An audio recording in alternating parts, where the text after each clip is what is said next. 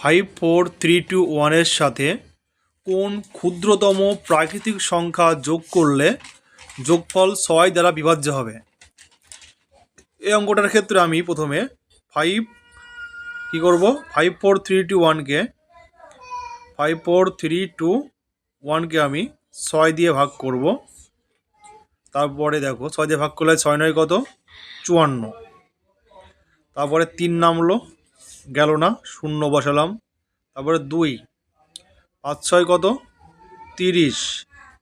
এবার এখানে ভাগশেষ 2 আর হলো 1, 3 দিলে 3 6 18, বিয়োগ করলে 3।